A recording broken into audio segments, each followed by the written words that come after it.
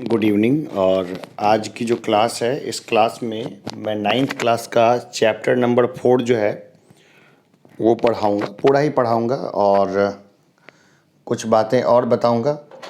सबसे पहले तो ये जो बेसिक्स है कि ये मेरे नंबर हैं, इस नंबर के ज़रिए आप संपर्क कर सकते हैं मुझसे। मैं ही पढ़ाऊँगा और साथ में एक मैडम है वो पढ़ाएंगी और हम लोग मिलके लगभग जो है सारे सिलेबस को अच्छे तरीके से अनकवर कर देंगे। देखिए, जो टीचर और होते हैं ना, वो सिलेबस को कवर करते हैं, लेकिन हम जैसे लोग हैं ना, वो सिलेबस को अनकवर करते हैं। तो हम लोग बात करेंगे इसके बारे में और करते रहेंगे बात। तो शुरुआत में हम लोग देखते हैं फूड सिक्योरिटी इन इंडिया को। Food security in India, food security को हिंदी में कहते हैं खाद्य सुरक्षा। खाद्य सुरक्षा जो है वो काफ़ी महत्वपूर्ण है और ये चैप्टर भी काफ़ी महत्वपूर्ण है।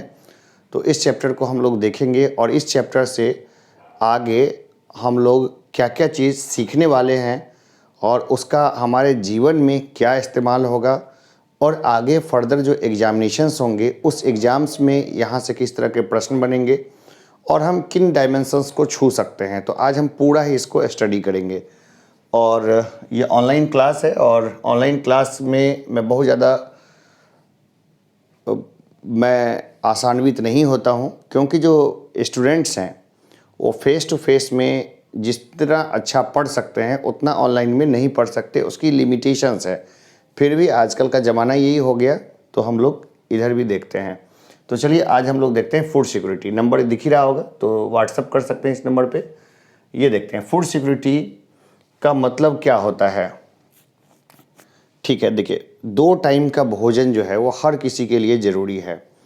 अगर किसी को 2 वक्त की रोटी नहीं मिलेगी तो वो व्यक्ति कोई और काम नहीं कर सकता है। जैसे वो पढ़ नहीं सकता है या फिर और बहुत तरह के काम हैं, उसके बस के बाहर चले जाएंगे। तो हम लोग देखते हैं food security means something more than getting 2 square meals. ठीक है, क्या है food security? Food security has 3 aspect dimensions. पहला है कि फूड जो है वो अवेलेबल होना चाहिए, दूसरा है एसेसेबल होना चाहिए कि एसेस हो जाए, और तीसरा क्या है कि फूड जो है ना वो अफोर्डेबल होना चाहिए। ये तीन चीज़ होनी चाहिए। देखिए क्या क्या होना चाहिए। फूड जो है वो अवेलेबल होना चाहिए, ऐसा नहीं हो कि फूड अवेलेबल ही ना हो। पहला, फूड अवेलेबल होना चाहिए। दूसरा, फूड एसेसेबल होना चाहिए, यानी रीच के भीतर हो, मतलब नज़दीक के गोडाउंस में मिल जाए फूड्स। और ये क्या है, अफोर्डेबल होना चाहिए, यानी कि जो फूड है उसको लोग खरीद सकें। ठीक है, 3 चीज़ है, एसेसेबल और फिर क्या, अफोर्डेबल और फिर क्या, अवेलेबल। ये 3 चीज़ है। मैं थोड़ा अंग्रेजी में पढ़ के सुना देता हूँ और फिर बाद में इसको हम लोग हिंदी में भी देखेंगे। तो अवेलेबिलिटी ऑफ फूड में देखेंगे, इसका मतलब हुआ means food production with in the country, food imports and the previous years stock stored in government granaries. यानी कि सरकार की जो, ये देखिए एकदम खास चीज़ है कि सरकार की जो स्टॉक है उसके ऊपर में जो है फूड है वो स्टॉक रहना चाहिए। और वो कैसा होना चाहिए कि, और देश के भीतर होना चाहिए। कैसा स्टॉक होना चाहिए? वो फूड जो एक देश के भीतर में उत्पन्न होता है, एक फूड जो इंपोर्ट के द्वारा यानी कि बाहर से मंगाया गया। देखिए, भारत खाद्य के उत्पादन में आत्मनिर्भर है, लेकिन जो दलहन है, दलहन के उत्पादन में वो आत्मनिर्भर नहीं है। तो दलहन को बाहर से ही मंगाना पड़ता है। और दलहन जो है वो शाकाहारियों के प्रोटीन का मुख्य सोर्स है। अगर भारत बैन कर दे तो शाकाहारी को प्रोटीन नहीं मिलेगा। तो इसलिए इंपोर्ट्स होता है, दलहन का इंपोर्ट्स होता है। और प्रीवियस ईयर्स, जो पिछले साल का जो स्टॉक है वो सब क्या होना चाहिए, स्टोर रहना चाहिए। कहाँ? सरकार के गोडाउंस में। जैसे फूड कॉरपोरेशन ऑफ इंडिया है या बिहार स्टेट फूड कॉरपोरेशन है, वहाँ पर उन गोडाउंस में। ठीक है, आगे हम लोग देखते हैं क्या हो सर होना चाहिए, एसेसेबल ऑफ फूड होना चाहिए। ठीक है, तो इसका मतलब ये हो गया कि हर आदमी के, means food is within reach of every person, हर आदमी के पहुंच के भीतर ये खाना होना चाहिए। और क्या है, अफोर्डेबिलिटी ऑफ फूड। इसका मतलब क्या हुआ, implies that an individual has enough money to buy sufficient safe and nutritious food to meet one's dietary needs. आदमी के पास इतना सफिशिएंट पैसा होना चाहिए ताकि उस पैसे से वो अपने भोजन को खरीद सके। होता क्या है कि अगर भोजन अवेलेबल भी हो, एसेसिबल भी हो, लेकिन अफोर्डेबल ना हो, तो आम लोगों के पहुंच तक भोजन जाएगा नहीं और आम लोगों के थाली में से भोजन गायब हो जाएगा। तो हम लोग सारे डायमेंशंस को चर्चा करेंगे कि आखिर जो है हमें आम जीवन में किस तरह से हमें ये सब चीज़ें देखने को मिलती है। तो एक पहले टॉपिक पर चिपके रहते हैं। देखिए, सबसे पहली बात है, जो पुअर है ना, गरीब जो है ना, वो सबसे ज़्यादा जो है वनरेबल है इसके लिए। When the poor households are more vulnerable to food insecurity. खाद्य को लेकर के जो है ना, गरीब लोग की अपनी परेशानियां हैं। खास करके हम देखते हैं, अभी मैं गांव से काफ़ी गहराई से जुड़ा हुआ हूं और मैंने खुद अपने साथ ही देखा है कि गांव में जब सिलेंडर हो गया था 900 रुपये का गैस सिलेंडर, तो उस समय वहाँ के लोगों ने सिलेंडर का यूज़ करना बंद कर दिया था और वो क्या लकड़ी खरीद के लाते थे, लकड़ी पे खाना बनाते थे कि 900 रुपये का सिलेंडर लेंगे तब तो होगा क्या, 900 रुपये में तो सब कुछ कर लेंगे, इस तरह का था। तो क्या हो गया कि जो खाने की चीज़ हैं, अगर दाल के दाम बढ़ जाते हैं तो गरीब लोग दाल खाना छोड़ देते हैं, उनके थाली में से दाल गायब हो जाती है। तो हम लोग देखते हैं जो गरीब हाउस होल्ड्स हैं, है ना, ये खाद्य को लेकर के, खाने पीने के को लेकर के ज़्यादा ही इनसिक्योर है, ज़्यादा ही वनरेबल है। तो सबसे पहले इसके कारण क्या है कि जब whenever there is a problem of production, ऐसा कब होता है, जब उत्पादन में समस्या हो, उत्पादन पर्याप्त मात्रा में न हो रहा हो। फिर क्या होता है, at the time of distribution of food crops, या फिर क्या हो सकता है कि जब उसका वितरण करना हो फूड क्रॉप्स का, वहाँ पे समस्या हो। अब हम लोग देखते हैं कि food security depends on public distribution system. जो खाद्य सुरक्षा जो है वो हमारे पीडीएस पे डिपेंड करती है। पब्लिक डिस्ट्रीब्यूशन सिस्टम जो है, कोटा सिस्टम, जो अभी भी चालू है हमारे गांव में, वहाँ पे हमारा क्या डिपेंड करता है, फूड सिक्योरिटी यानी खाद्य सुरक्षा। Government vigilance and action at times when this security is threatened. अब क्या है, गवर्नमेंट क्या करती है, अपना विजिलेंस करती है और अपनी निगरानी करती है और एक्शन लेती है अगर ये जो सिक्योरिटी है ये जब थ्रेटेंड किया जाता है। क्योंकि हम लोग जानते हैं कि काला बाजारी भी तो एक बहुत महत्वपूर्ण जो है पार्ट है। हमारे यहाँ काला बाजारी होती है, बिल्कुल होती है। तो जैसे कि देखिए, अभी क्या है, काला बाजारी तो उसको प्रॉपर वे में शायद नहीं कह पाएंगे, लेकिन अभी क्या है, खाद्य सुरक्षा के नाम पर जो चावल मिलता है वो काफ़ी लो क्वालिटी का होता है। तो मैं देखता हूँ कि ग्रामीण साइड में ठेला लेके आते हैं लोग चावल लेकर के, 2 रुपये किलो चावल या 3 रुपये किलो चावल जो गरीब लोग खरीदते हैं कोटा से, 16 रुपये फिर उनसे खरीद के ले जाता है और फिर बाद में वही फिर कोटा में जाता है और चावल का फेरी होता रहता है। ये चीज़ है, मतलब वो अलग कहानी है, हम लोग उस कहानी पे बाद में देखेंगे, चर्चा करेंगे उसके ऊपर में। लेकिन हाँ ठीक है, कई लोग ऐसे भी हैं जिनको खाद्य सुरक्षा के जरिए अनाज लेने की ज़रूरत नहीं है पीडीएस से, लेकिन उनका भी अनाज उठता है, वो भी अनाज ले रहे हैं। बहुत बड़े बड़े लोग, खास करके ग्रामीण सेक्टर में भी खाद्य सुरक्षा केंद्र में बड़े लोग बहुत हैं जो कि आराम से जो है वो ले रहे हैं खाद्य सुरक्षा का लाभ। और कुछ गरीब हैं जो छूटे भी हुए हैं, लेकिन अपने यहाँ ये समस्या कम है बिहार में। अब देखिए, the 1995 world food summit declared food security at the individual house holds regional, national and global level exists when all people at all times have sufficient and safe nutritious food to meet their dietary needs and food preferences for an active and healthy life।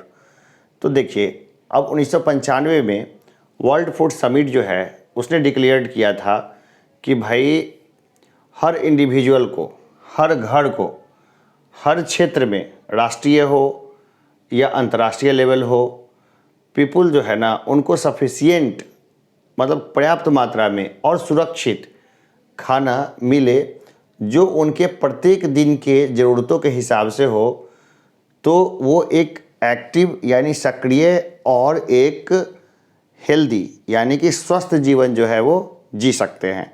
तो हम लोग देखते हैं अपने यहाँ कि maximum जो लोग हैं उनके पास ये चीज़ें अवेलेबल नहीं हैं। कारण इसके कई हैं, हम लोग कारणों की तह तक जाएंगे। तो देखिए, अब है हु आर फूड इनसिक्योर। ऐसे कौन से लोग हैं जो फूड इनसिक्योर हैं, यानी कि जिनको फूड जो है उसको लेकर के क्राइसिस है। यानी कि होता है ना कि अगर शाम में खाना बना लिया तो सुबह के लिए सोच रहे हैं कि क्या बनाएंगे, या सुबह में खाना बना लिया तो रात में सोचते हैं कि क्या खाएंगे, या आज और कल भोजन कर लिया तो अगली बार कब अच्छा भोजन मिलेगा उसके बारे में सोचते हैं लोग।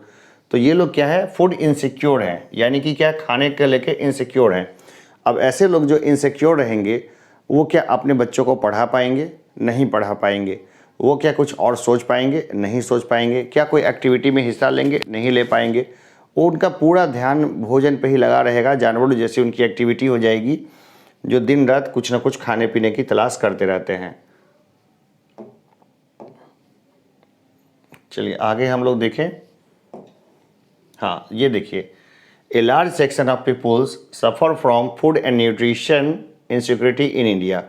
बहुत बड़ी संख्या में जो लोग हैं भारत में, वो खाद्य और मतलब क्या बोलते हैं, न्यूट्रिशन यानी पोषण की समस्या से जूझते हैं। वो क्या असुरक्षित हैं, न उनको प्रॉपर खाद्य मिलता है, न उनको प्रॉपर पोषण वाला खाना मिलता है। अब इसमें देखिए, the worst affected groups are, सबसे बुरी तरह प्रभावित जो लोग हैं वो है लैंडलेस लेबर्स, ऐसे लेबर्स जिनके पास ज़मीनें नहीं हैं। इसके बाद है traditional artisans, pretty self employed workers, ऐसे लोग जो ट्रेडिशनली यानी कि जो घड़ा मटका जैसे बनाने वाले लोग हैं, जो उसी में चले गए, अब तो बर्तन ही अलग आ गए, तो उनके साथ समस्या है। प्रोवाइडर्स ऑफ ट्रेडिशनल सर्विसेज, जो ट्रेडिशनल सर्विसेज है उसके जो प्रोवाइडर्स हैं, जैसे कि देखिए बहुत सारे सर्विसेज थे जो ट्रेडिशनल लोग दिया करते थे, खास करके नाली साफ़ करने वाले और बाकी चीज़ वगैरह भी थे। तो आधुनिक समय की नालियाँ आ गई जिसको बराबर सफाई की ज़रूरत नहीं पड़ती है, या फिर बहुत बड़ी कुप्रथा थी, सर पर मैला ढोने की कुप्रथा। तो लोग तो वह है ही, लेकिन ये कुप्रथा तो बंद भी हुई, बंद होनी भी चाहिए थी, और इसकी ज़रूरत भी नहीं रही। आजकल तो ऑटोमेटिक सिस्टम हो गया तो बहुत कम लेबर की ज़रूरत पड़ी, लेकिन ये लोग जो है इनके सामने फूड सिक्योरिटी का समस्या आया।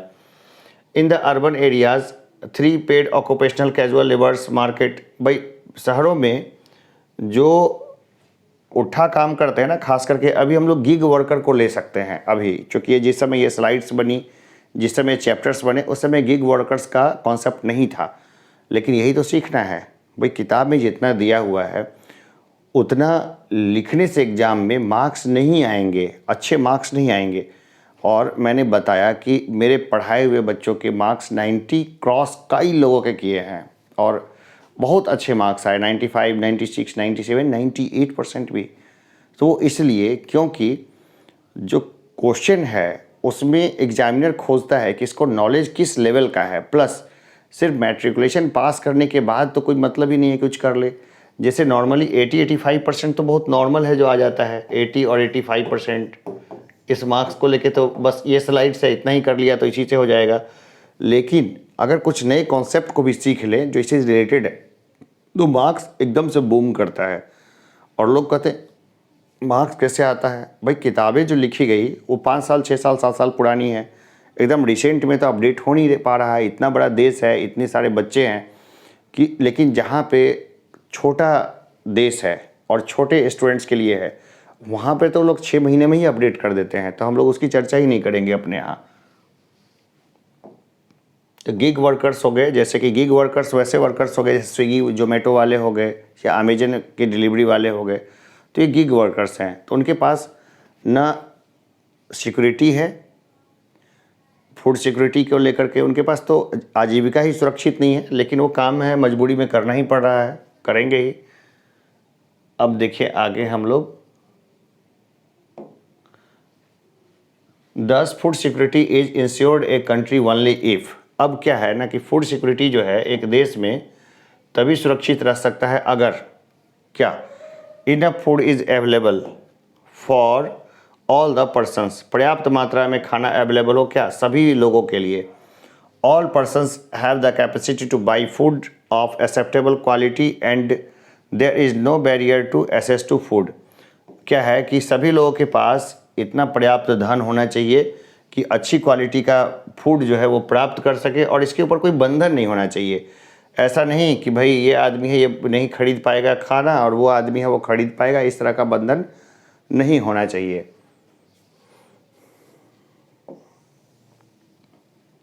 और सबसे बड़ा प्रश्न उठता है वाई फूड सिक्योरिटी, आखिर खाद्य सुरक्षा की ज़रूरत ही क्यों है। तो देखिए खाद्य सुरक्षा की ज़रूरत क्यों है, इसको लेकर के पहले मैं स्लाइड्स के पॉइंट बताऊंगा, फिर अपने कोई अच्छे पॉइंट्स बने तो मुझे बताना कमेंट बॉक्स में, और वैसे मैं और एक्स्ट्रा चीज़ भी बताऊंगा। तो देखो ड्यूरिंग कैलेमिटी यानी कोई आपदा या कोई समस्या आती है, उस समय किसकी ज़रूरत पड़ती है, फूड सिक्योरिटी की। भाई कभी अच्छा दिन हमेशा तो थोड़ी रह सकता है, बुरे दिन भी आते हैं। कोई ऐसा भी हो सकता है कि कहीं बाढ़ सुखाड़ वगैरह हो। Production of food grains decreases, अगर किसी कारण से अगर प्रोडक्शन जो होगा फूड ग्रेन्स का, अनाज का अगर गिरता है, तब हमारे पास क्या होना चाहिए, फूड सिक्योरिटी यानी खाद्य सुरक्षा होनी चाहिए। द प्राइसेस गोज अप, अगर किसी कारण से दाम बढ़ता है तो भी उस समय हमारे पास उसको सहने की क्षमता होनी चाहिए। The people can not afford two by foods, अगर किसी कारण से पब्लिक अगर फूड अगर खरीदने के लायक नहीं रह जाती है, खास करके कोरोना टाइम में ऐसा हुआ था जब बड़ी संख्या में लोगों की आजीविका चली गई थी, तो उस समय क्या था, सब सरकार के पास बफर स्टॉक्स थे। उस बफर स्टॉक के कारण वो उसको सप्लाई कर पाए आराम से, और लोगों को सस्ता और फ्री खाना भी मिला, फ्री में अनाज मिला। If it persist over a longer time period it may cause A situation of starvation, ठीक है। अगर कोई घटना परिघटना लंबे समय तक रहती है तो क्या हो सकता है, भुखमरी की कंडीशन बन सकती है, तो खाद्य सुरक्षा जरूरी है। A massive starvation might take a turn of famine, एक बहुत बड़ी संख्या में स्टारवेशन, खास करके अगर अकाल वगैरह कुछ पड़ जाए तो उस समय भी फूड सिक्योरिटी की ज़रूरत पड़ती है। The poorest section of the society might be insecure most of time, अब क्या है ना कि जो एकदम जो सबसे गरीब तबका जो होता है ना, वो हमेशा क्या होता है, एक वनरेबल होता है हमेशा, कि वो उनके पास हमेशा इनसिक्योरिटी होती है कि हाँ हो सकता है कि टाइम पे खाना मिले ना मिले, उनके बच्चे भी नहीं पढ़ते, फिर इसके बाद समस्या रहती है। Persons might be food insecure when the country faces A national disaster calamity and failure of crops, अगर कोई देश है, अभी जैसे यूक्रेन की ही लें तो वहाँ पे युद्ध चल रहा है, ठीक है, तो कोई भी देश है जहाँ पे कई कारणों से कंट्री फेल हो सकता है, तो वैसे कंडीशंस में फूड सिक्योरिटी को इंश्योर करना हमेशा ज़रूरी है। हमेशा जो खाद्य सुरक्षा है ना, किसी भी देश की प्राइमरी लिस्ट में होता है, और वो हर देश चाहता है कि उनके यहाँ खाद्य सुरक्षा जो है वो बनी रहे। अब बात करते हैं नेचुरल कैलेमिटी की। तो सबसे पहले क्या है कि famine is characterized by wide spread deaths due to starvation and epidemics. The most devastating famine that occurred in India was the famine of Bengal in 1943। This famine killed 30 lakh people in province of Bengal. Places like Kalahandi and Kashipur, Bairath in Rajasthan, Palamu in Jharkhand, starvation deaths have been reported. बहुत सारे लोग जो है ना भूखमरी से मरते हैं, जिसमें कालाहांडी है उड़ीसा का, राजस्थान का भी क्षेत्र हुआ, और बहुत सारा क्षेत्र है जहाँ पे हम लोग देखते हैं कि लोग जो पलामू है झारखंड में, जहाँ पे लोग क्या है भूख से मरते हैं आज भी। लोगों ने देखा होगा, एक पेपर में आया था कि मेरी बच्ची भात भात बोलते बोलते मर गई, यानी कि उस बच्ची को मार भात खाना था, लेकिन उसको टाइम पे फूड सिक्योरिटी का चावल नहीं मिला तो डेथ हो गई। यानी कि अभी आधुनिक समय में भी हमारे यहाँ भूख से लोगों की डेथ होती है, और ये काफ़ी हार्ट ब्रेकिंग है, काफ़ी दिल को चुभ लेने वाला जो है वो चीज़ है कि लोग अभी भी भूख से मर जा रहे हैं। तो इसके लिए देखिए सिर्फ और सिर्फ व्यवस्था को जिम्मेवार नहीं ठहराया जा सकता कि व्यवस्था जिम्मेवार है। सबसे बड़ा चीज़ क्या है ना कि व्यवस्था को एक चीज़ करनी चाहिए कि एजुकेशन, और बढ़िया एजुकेशन को सबको प्रोवाइड करने का बंदोबस्त करना चाहिए एकदम तरीके से।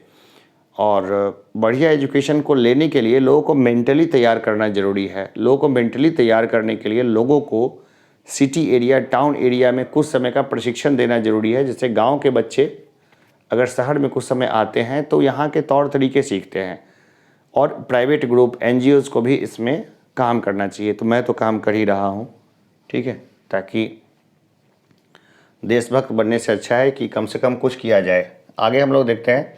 अब प्रॉब्लम ऑफ प्रोडक्शन क्या होता है कि बहुत बार ना बारिश कम होती है, सुखाड़ की स्थिति बन जाती है, कई बार बाढ़ भी आती है और जो है फसलों को बहा ले जाती है, तो ये समस्या रहता है कि प्रोडक्शन जो है वो हमेशा जो है बना रहे, इसकी कोई गारंटी नहीं है। तो अब क्या कहते हैं, जैसे ही स्टारवेशन आता है एक कॉज हो जाता है किस चीज़ का, अकाल का। ये बंगाल के अकाल की तस्वीरें देख रहे हैं, बहुत हृदय विदारक है। फ़ोटो का बड़ा करने से थोड़े पिक्सल्स का फ़र्क आ गया, लेकिन आप देखेंगे तो ये काफ़ी हृदय विदारक है। और बंगाल के फेमाइन के ऊपर में तो अलग वीडियो बन सकता है, एकदम टोटली अलग ही वीडियो बन सकता है कि बंगाल में किस तरह से फेमाइन आया था, यूक्रेन में किस तरह से फेमाइन आया, इन सब के ऊपर में। ठीक है, अब देखिए स्टारवेशन में cause A situation of famine, जैसे भूखमरी आती है ना, ऐसे एकदम अकाल और भूखमरी का एकदम अन्योन्याश्रय संबंध है। अकाल आएगा तो भूखमरी होगी, भूखमरी होगी तो उसको अकाल की कंडीशन कहेंगे। अब देखिए हमारे पास कई सारे लोग थे, जैसे अमर्त्य सेन को लेते हैं, Nobel prize winner in 1998 professor Amartya Sen. इन्होंने क्या कहा था, drastic fall in total availability of food causes massive starvation and famine. अगर किसी कारण से जो क्या हो जाए कि एक बहुत ड्रेस्टिक फॉल हो जाए, किसमें, उत्पादन में, क्या है, ड्रेस्टिक फॉल हो जाए टोटल अवेलेबल फूड, तो ये क्या हो जाएगा, मासिव स्टारवेशन हो जाएगा, बड़े पैमाने पे लोग भुखमरी के शिकार हो जाएंगे। इसको बोलते हैं फैड थ्योरी। ये किन्होंने दिया था, प्रोफेसर अमर्त्य सेन ने दिया था। इनकी और भी थ्योरी है जो काफ़ी कामयाब थ्योरी है और काफ़ी बढ़िया है, जिसमें उन्होंने परोपकारी, ठीक है, परोपकारी उसकी बात की है, इकोनॉमिक्स की बात की है। तो इस सब को के ऊपर भी हम लोग एक सेपरेट से चैप्टर बनाएंगे और इसके बारे में भी हम लोग देखेंगे।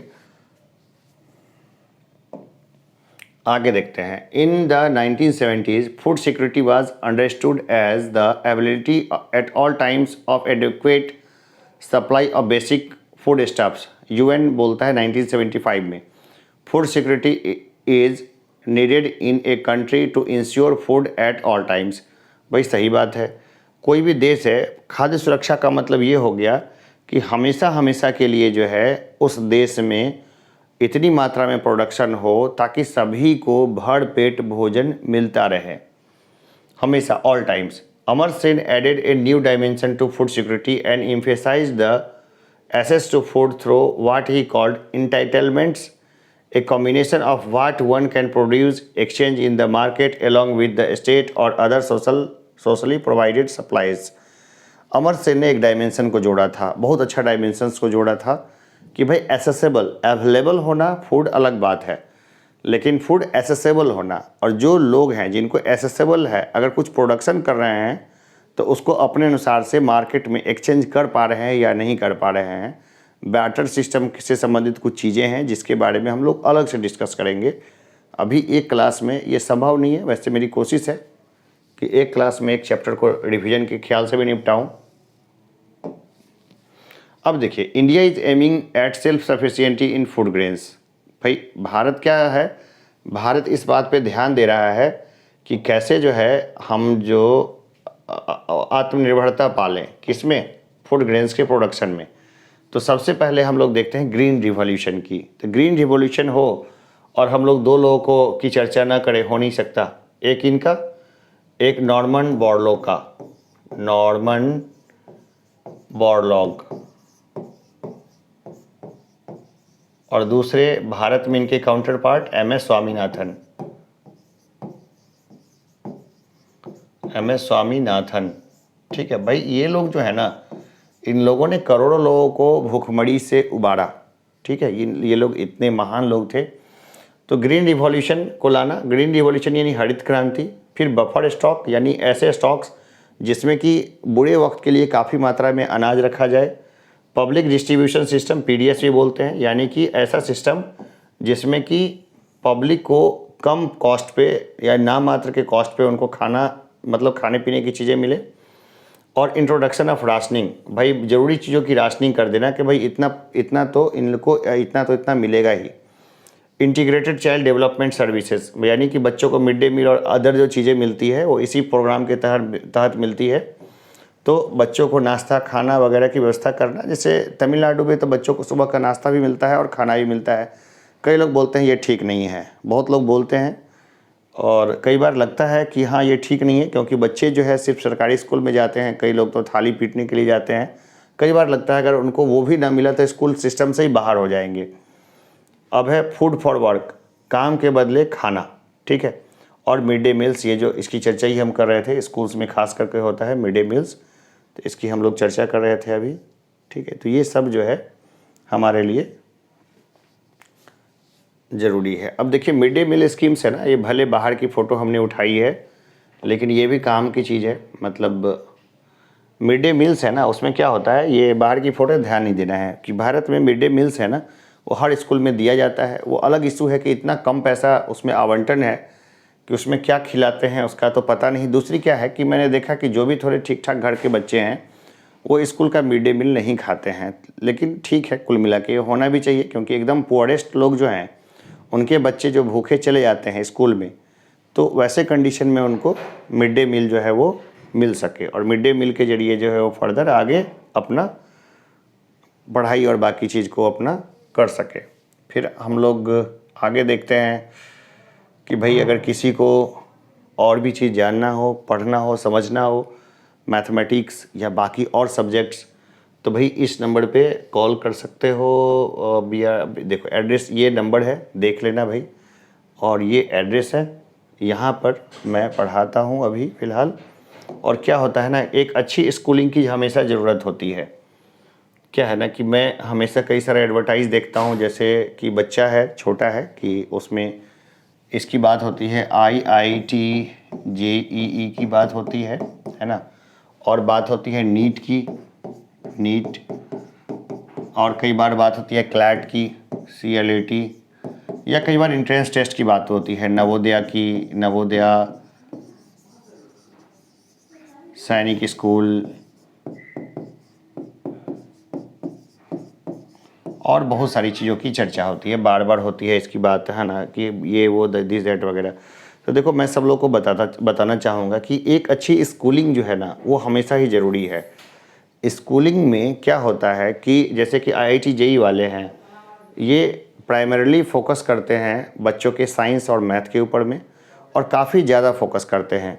साइंस और मैथ पढ़ के जो है ना, पढ़ के बच्चे कई बार काफ़ी बोर्ड हो जाते हैं, और इतनी मैथ की और इतनी प्रैक्टिस की ज़रूरत नहीं पड़ती। इतनी मोटी मोटी किताबें हैं, एक ही कॉन्सेप्ट है, उसको बार बार बना रहे हैं, बार बार बना रहे हैं। अच्छा है, ठीक है, लेकिन प्रैक्टिस कितनी भाई, बाकी तो उसका तो करना नहीं है। वैसे जो कॉन्सेप्ट्स हैं आगे उसको बनाएंगे तो कॉन्सेप्ट ऐसे ही ध्यान में आ जाएगा, तो उधर ही ज़्यादा कॉन्सेप्ट पे ही ध्यान देते हैं और थोड़ा कंफ्यूज करते हैं, क्योंकि तैयारी उतनी मुश्किल नहीं है। मैं खुद इंजीनियर हूँ और मैंने काफ़ी स्टडी किया हुआ है, MTech और MBA वगैरह सारा ही है, असिस्टेंट प्रोफेसर रहा कंप्यूटर साइंस डिपार्टमेंट में। तो मुझे ध्यान है कि जो इंस्टीट्यूशंस है वो काफ़ी ज़्यादा कंफ्यूज कर देती है और बच्चों को एक प्रेशर डाल के रखती है, और कभी नहीं बताती कि खुद के तैयारी से भी हो सकता है। और दूसरा है नीट। ठीक है, नीट को लेकर के भी वही है कि कुछ खास जो साइंस के सब्जेक्ट्स हैं उसी के ऊपर ध्यान दिया जाता है। क्लैट को लेकर के अलग इशू है, ठीक है, और बाकी की जो तैयारी है उसको लेकर के भी लोग काफ़ी ज़्यादा कंफ्यूज करते हैं, छात्रों को, पेरेंट्स को भी। तो देखिए सबसे पहले तो सिलेबस जो है ना, स्कूल की सिलेबस प्लस उस सिलेबस के साथ जो चीज़ें दी गई है उसको कवर अप करना हमेशा ज़रूरी है। अगर अच्छी स्कोरिंग के चक्कर में पढ़ना है तो अच्छा स्कोर बहुत आराम से हो जाएगा, लेकिन अगर बहुत अच्छा जो है स्कूलिंग को पकड़े हम और बहुत अच्छा तैयारी को हम लोग लें, तो एक बच्चे में सर्वांगीण विकास होना चाहिए। जैसे मैं क्लास ले रहा हूँ तो जो छात्र हैं उनको भी बीच बीच में यहाँ पर आके अपना स्लाइड से खुद जाके क्लास लेना चाहिए। 3 क्लास के बच्चे को, 5 क्लास के बच्चे को, 7 क्लास के बच्चे को, और हम पीछे बैठे हैं, वो यहाँ पर क्लास लें, वो ज़रूरी है ताकि वो डेवलपमेंट आए। तो जैसे कि देख रहे हैं कि हमारे पास जो फाउंडेशन के लिए जो है ये बोर्ड वोर्ड है ही हमारे पास, काफ़ी महंगा बोर्ड मैंने मंगवाया था और बाकी सारा सेटअप है ही। तो यहाँ पर जो है वो बच्चे को अगर कहीं पढ़ाना चाहते हैं तो ये एक अच्छा आपके लिए ये जो है जगह होगा। और यहाँ पे जो भी है मैं खुद ही क्लास लूँगा और एक मैडम, 2 लोग हैं जो हम लोग क्लास को लेंगे, और बच्चे को सारे सब्जेक्ट जो है वो कवर कराएंगे। क्लास 3 से लेके क्लास 12 तक के बच्चों के लिए है ये। क्लास 3 से लेकर के क्लास 12 तक के बच्चों को, क्लास 12 तक के बच्चों को होगा। शुरुआत में हम 10 तक ही एडमिशन लेंगे और आगे भी देखेंगे हम लोग। और कितने टोटल जो है 25 एडमिशन ही लेंगे वन टाइम में। जो है हमारे पास 25 स्टूडेंट्स ही पढ़ेंगे,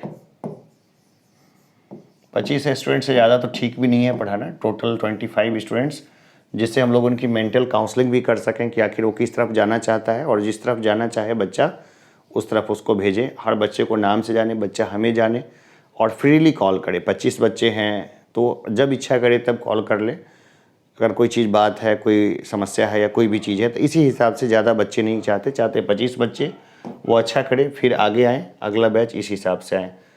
तो अगर कोई पढ़ना चाहे तो अभी हमारे पास बहुत अच्छा है, इवनिंग बैच मैं चलाऊँगा, शाम में 4 बजे से लेके रात के 8 बजे तक का ये टाइमिंग होगा।